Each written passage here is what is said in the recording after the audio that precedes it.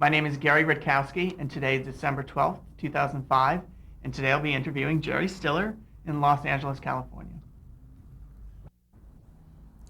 Okay, Jerry, we're going to get started. The very first question I have for you is, what was your full name at birth? My full name was Gerald Isaac Stiller. And that was spelled with a G? Gerald, Isaac, with two A's, and I was told that Isaac in Hebrew meant laughter. Does that make any sense to you? But the other odd part of that, my wife Anne, whose name was Anne Mira, came from the Gaelic and was Medra, which meant laughter. So we learned this much later. It's a premonition. Yeah, it's part of everything. After all, you try to figure out your life, and this is what comes down. Where were you born and when were you born? I was born, according to the birth certificate, June 8th, 1927, at Unity Hospital, Brooklyn, New York. It's not there anymore. Did you grow up in Brooklyn? I grew up all over Brooklyn and then moved to Lower East Side, Manhattan, which they call the melting pot. We moved 10 times in the first 12 years of my life. I actually remember the streets. And when I got to the Lower East Side, we moved into a six-floor walk-up, which they call the tenement, which was built in the 1900s, in order to qualify for the projects. If you lived in a walk-up and you had a bathroom in the hall, which you shared with the other family, up to that point, we shared a couple of bathrooms in the hall. And so when I was in the service and we actually went to, all of the guys had a latrine, it didn't bother me at all. And what was the reason for all the moving? Moving, my father was a bus driver, originally a taxi driver. We brought up during those tough years that they call the Great Depression, and you used to move in order to get a little rent free for the 6 months. That's what they told me, but it was really because there was trying to move up the economic ladder, but it never worked that way. We went all the way, we went the other way down all the time. We had, one time we had a place in Brooklyn on the Williamsburg. We had a coal stove. And I'm not trying to make this the Dickens story, you know, but we didn't know how to fire up a stove. So we lived next door to the Pacificos, who, when the smoke was all over the house, Tessie Pacifico's mother came into the house and she taught my mother and father how to put the wood in first and the paper and the coal. And we were able to all sleep in one kitchen, you see. So it was a very close family. There were three kids. I was the oldest. And what were the names of your brothers and sisters? My brother Arnold, my sister Doreen, and later my sister Maxine came along when, well, I was already 17 years old. Were you the oldest of the family? I was the oldest, yes. And what was your father's name? William, and Willie. And he was a bus driver. When he became a bus driver, he was the shortest bus driver probably in all of New York City. And he worked for the Green Lines, which was basically a company in which most of the guys were Irish. And the union was headed by Mike Quill, who was a real advocate, a very strong guy who was always for the union. And every New Year's Eve, when the contract was up, he was very shrewd. The contract always was up on New Year's Eve, so they had to negotiate while people were wondering whether they're going to ride the buses next day. And John Lindsay at the time, who was the mayor of New York, was the guy who had to negotiate. So Mike, who spoke in a heavy Irish brogue, said, "Tomorrow, Mr. Lindsley, if you don't have a contract, the people will be walking the streets on New Year's Day." And my father was this bus driver who used to go to all these union meetings, you know. And there was a small coterie of Jewish bus drivers that came out of a company called the Triangle Bus Company. They were all, there was two lines that ran out of Lower East Side. They went from Houston Street down to South Ferry, and my father got the job as a bus driver when, believe it or not, during that period of time, we won the Irish sweepstakes, the family.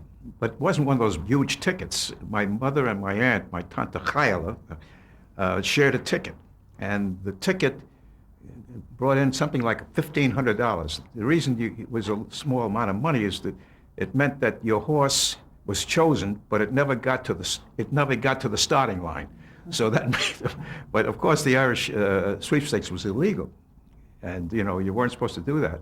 But it took us out of poverty theoretically, and my father, with some of the money, was able to buy a job essentially through my uncle, who was a restaurant owner of a dairy restaurant on the Lower East Side, and he knew all the pals. And he was able to get my father a job as an extra on the Triangle Bus Company, which was later absorbed by the Green Lines. And so he spent all his life driving a bus in New York City. Now, did you ever drive along with him? Yes, I did. I also used to bring him his lunch. And he would stop the bus around Pitt Street and Houston Street. And he would, there was like a rest period, and I'd wait there with the brown bag, and I gave him the lunch. But my mother sometimes got it mixed up. She gave him a brown bag with the garbage, and that was another problem they had too, which didn't help. Did that really happen? Oh, yeah. You don't make that up. But he was a fun-loving guy. My father took me to vaudeville shows. He loved vaudeville. He wanted to be a comic in some way, so he used to entertain at the family meetings, which was called the Devora Jake Feiger Club. My Tante Feiger and my Uncle Jake. And this was the coterie of the family. We meet every month to keep together. They all came from Frampol, Poland. That was the hometown of Isaac. Isaac Bashevis Singer had written many stories about Frampol. And I met Bashevis Singer at an event that was honoring him. Ann and I were supposed to introduce him, and I couldn't help but come up to him and mention to him, my mother came from Frampol, and when she came to this country, they lived on 61 Columbia Street, and the whole family lived there. So I said to Mr. Singer, I said, I wanted you to know this, Mr. Singer. And he said, well, mentioned how they all lived in one building. He said, well, Frampol was a small town. And so I had my roots when we were 12 years old. We got to the Lower East Side, and that was where I grew up. And I was able to go to the Henry Street Playhouse for the first time, and also a wonderful settlement house, which is still around. At that time, it was called the Boys Brotherhood Republic. And Is that where you got your start in acting, the Henry Street Playhouse? Henry Street, in a way, was where I got serious about acting, because there was a lady there. Her name was Esther Lane, and Esther Lane was worked with Hallie Flanagan Davis, who came out of the Federal Theater. And during that Depression time, very much like the National Endowment for the Arts, the government subsidized in a small way people who were out of work, artists, writers, actors, and they went to these little places which were essentially small. In those days, we called the ghetto because it was a Jewish expression. And they came to the Henry Street Playhouse, and Esther Lane was from to me it was a Nordic country, New Hampshire. And they came out and they took kids like myself who were interested in wanting to be actors, and they gave us our first touch of theater. You mentioned your mother. What was her name? My mother's name was Bella. And did she work at all? My mother was a housewife. She became an American citizen June 8th, 1937, on my birthday. She spoke perfect English, and she once took me to the library to teach me, to get me acquainted. And I was living in Williamsburg at the time. We went in, we took out a copy of Black Beauty, and then I read it to her. I realized then that she didn't know how to read. My mother was a very interesting woman, too. I took her to see a baseball game. The Brooklyn Dodgers were playing a team, and Rex Barney, that particular day or night, I forget what it was pitching a no-hitter. Amazing, in Ebbets Field. And we got to the last inning and 2 outs, and as we got there, Hilda Chester, who was kind of the orchestrator of the number one fan of Brooklyn, and they had that symphony, a band, was going shh, shh to everybody. and you're not supposed to say anything, the last pitch. And this was going on for a while. Then finally my mother said to me, "What's going on?" I said, "Shh, Mom, they're pitching a no-hitter." She said, "But nothing's happening." So my mother was, I guess, she thought of me as a Jewish prince. She wouldn't let me go to work. Like she wanted my father to keep working, and he got very, to use the word, pissed off that the kid was never going to learn how to, have a job. But she probably was very important in allowing me to go to the Henry Street Playhouse, and there they did a lot of living newspapers. Not a lot of them. I was in one called It's Up to You, and one of the musicians who wrote was Earl Robinson, who later wrote The House I Live In. He came down to do that, and they had people from Broadway coming down. God, it was it. And Now, was this before or after you went to high school? oh, this was during. Okay. And where did you go to high school? I went to Seward Park, and Seward Park was a high school on the Lower East Side. It was. We had in Seward Park, Walter Matthau came out of that, Zero Mostel, Estelle Getty, and God, it was a school that had mostly comedians who seemed to pop out of the womb there, you see. Bernie Schwartz, Tony Curtis came out of that. We didn't know each other. They were a little older than me. And the thing about it was that I had a teacher there who taught, English teacher, who also put on a show. And the show was called Hitler Goes to Heaven. And she chose me to play Adolf Hitler. And when I got this part, which I didn't know from anything, they were going to put it on in front of the whole neighborhood, and they were going to sell war stamps. In those days, if you got an 1875 bond, you would then get 25 years when the war was over. And they also sold stamps. So they sold the place out, and I got on stage playing Adolf Hitler, getting laughs. And the place in my life really at that point turned around in a lot of ways. But Esther Lane was really the woman who really kind of changed me in a lot of ways, who got to me. And Where did the humor come from? During the war, you were playing Hitler. Was it controversial in any way, or? No. And people wanted to laugh.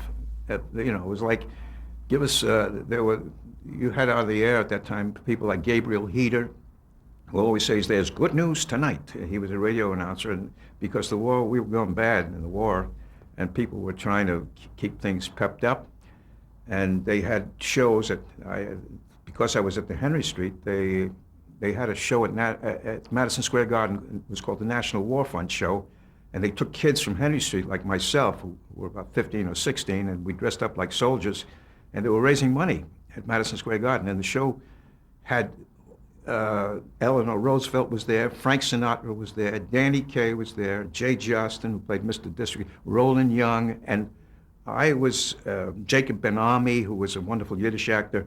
And I was one of these people who was suddenly there at Madison with Mrs. Roosevelt, and all these great stars who at that time, they weren't much older than me, Sinatra and Danny Kaye, but they were older, generation older. And it came out of being at Henry Street. And the other part of this crazy Seward Park High School connection with Henry Street Playhouse was there was a girl I was crazy about. And her name was Annie Goldhaber. And she looked like something out of Tom Sawyer. She had a kind of brown hair. She put a little ribbon behind it. And I was so crazy about her. I said, "Can I take your books and carry your books home from school?" And as we went past the Henry Street Playhouse, I would look in there and say that. But the story comes to a head when about 6 or 7 months ago, I got a call from Eliot Spitzer, who is the Attorney General of New York. And he said to me, "Jerry, did you know that you were carrying my mother's books home from school?" I says, "What?" "Yeah." He said, Eliot said to me, "Annie Goldhaber was my mom." And he says, "We were talking this over, if you'd married my mom, I might have played the part of Gaylord Fokker and what the heck, Meet the Parents." So it was a nice call, and recently he wanted me to get him on board and help him run for, I don't know, senator of New York. Yeah, so anyway, that's part of the whole makeup of growing up on the Lower East Side and going there are a lot of people on that part of that Federal Works project team that came in there and took kids like myself and got us interested. One was another man named Richie Brown, who was an African American man who did the sets and he did the painting. And my first memory of going past Henry Street was I was walking past the place and I heard some music coming out, and I couldn't help it. I had to open the doors and go in, and there was a blue cyclorama on the stage. The stage was all blue, and somebody at the piano was playing Night and Day. And I walked in, and there was nobody in the audience. I just walked up on stage, and there was this Richie Brown. He was painting scenery, and suddenly this mysterious little theater got to me, and I said to him, can I be an actor? He said, why don't you go upstairs and see Mrs. Lane? They wanted kids to come off the street and do that. So I went up, and the first play I was in there was called Many Moons. It was a James Thurber movie. I played a king, and I remember the first laugh I ever got was when as the king pulled the bell cord, it fell on the floor, and they all laughed, and I said, this is fun. But that was a mistake that happened? It was a mistake. Up till that point, I wanted to be John Garfield, you know. So my life was turning over very quickly, you know. Where did you go to college? I went to Syracuse University, yeah, and I went there in 1947. I was there under the GI Bill, and I had a... And so you served during World War II? You served during World War II? I did something crazy. When I was about 17 years old, a year before the war ended, they had a program. They said if you wanted to join the A-12 program, the Army had a program which they said we'd send kids to school, and if you enlisted, they would send you to school. So I took the test and I passed because I guess for a lot of reasons, not that I was so patriotic, I don't think, but they said, well, we'll send you to college and all that stuff, and they'll, you know, and never occurred that I could possibly get killed, or that they would. But for 1 year, I was in this program in which the Army gave you, and they sent you to. I went to City College, New York, and to Syracuse University. This was in 44 to 45, and while this was happening, the war was really going crazy, and kids that I knew who were in my class, one kid, Sheldon Cohen, I'll never forget, we got the news that he died in battle. And, but I was going to school, and they were training me theoretically to be part of the Army that was going to invade Japan a year, at least whatever it was from then. And they expected you to be educated enough maybe to learn Japanese, be an interpreter.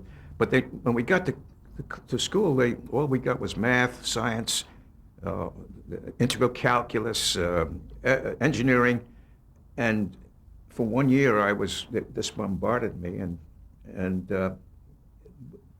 lo and behold, when it got to be close to D-Day, or before D-Day, D-Day had already happened,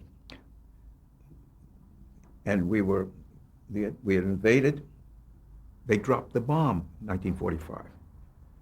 And suddenly I was pulled out of the program, and I went to Fort Knox, Kentucky, and I became, it gave me basic training, armored infantry they called it, and we worked out of half tracks, and I stayed in the Army for another year and a half.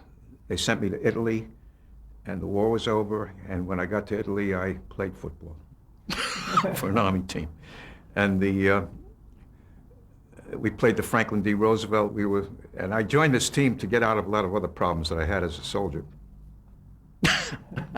I wanted to be a great soldier, but the forces were against me.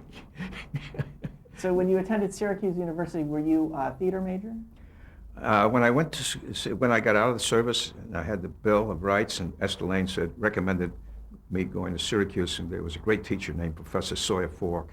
And Professor Falk was the first president of the National Theater Conference, which I learned later was the first, with the first concept of having drama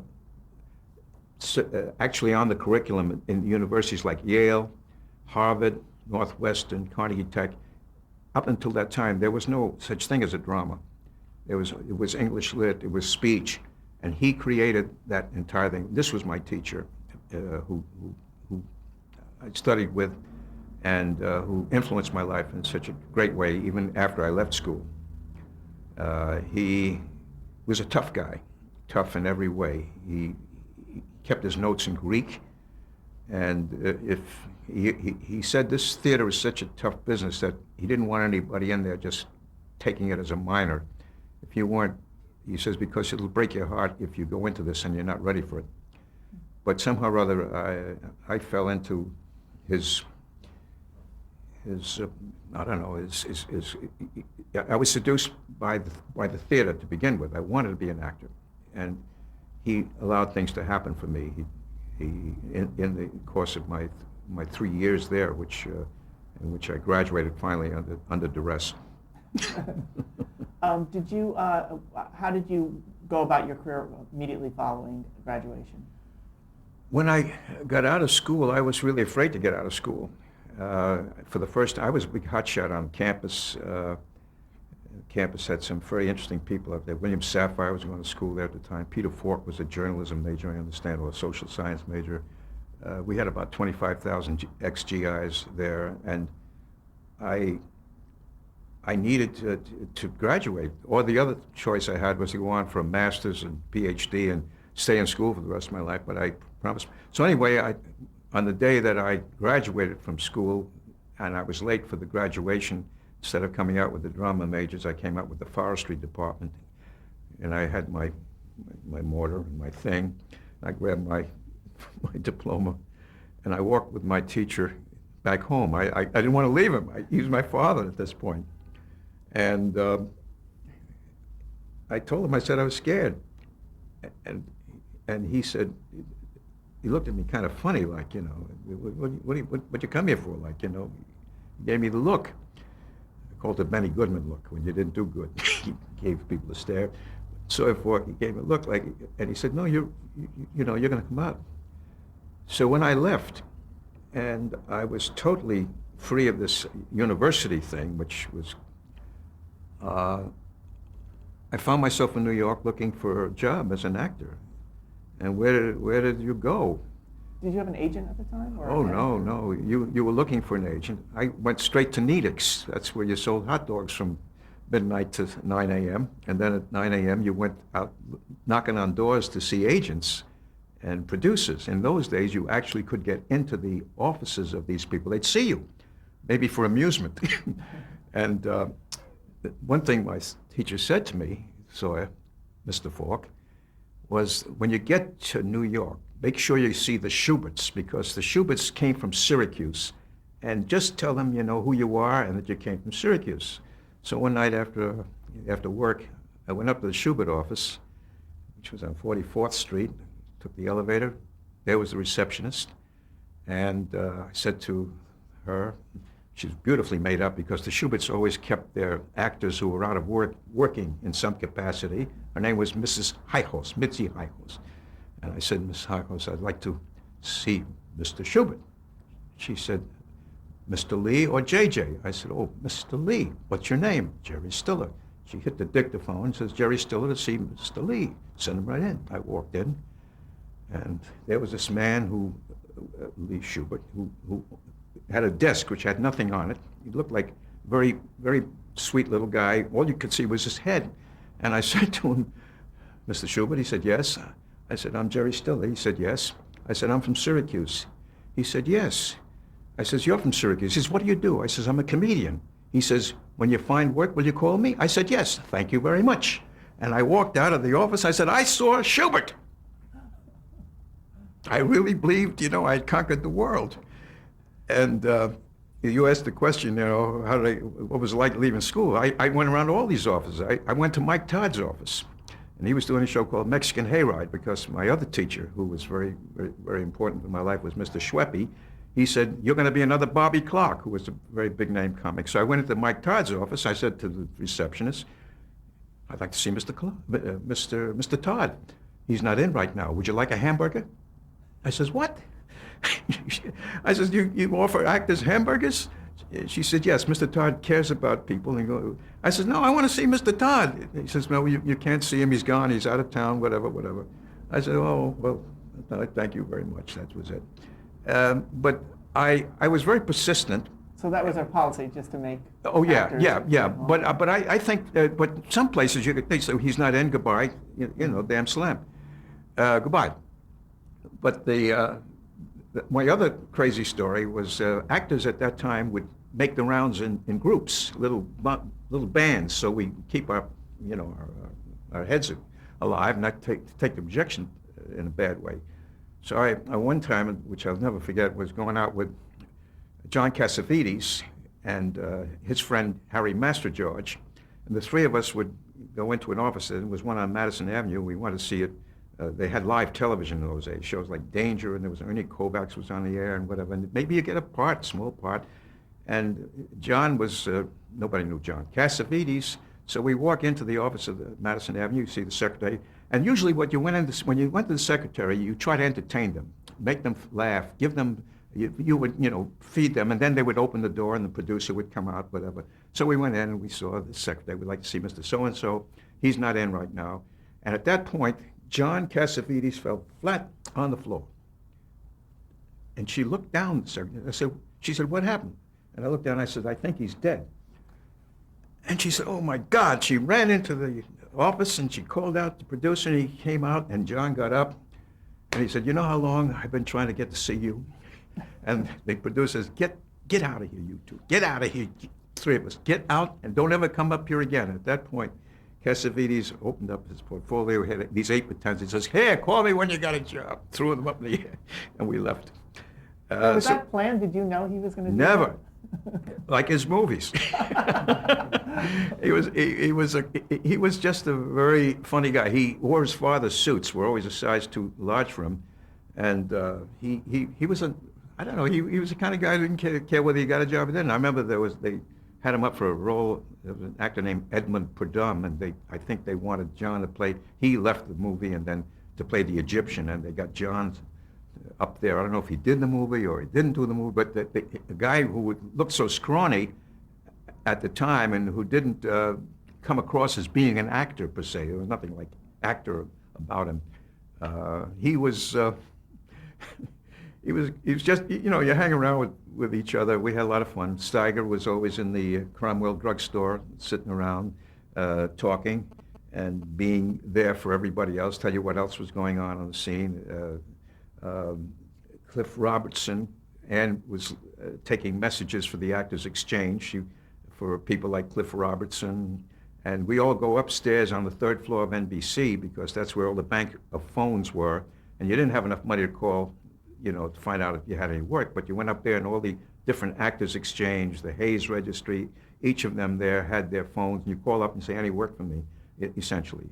And So it was there for that reason? Yeah, they put that, it was there in those days, yeah. It was really a very small coterie of people. We all kind of liked each other, we knew each other, we would give each other tips. They need a guy 5'6" who's, they're going to do a road company of high button shoes. Why don't you go down there?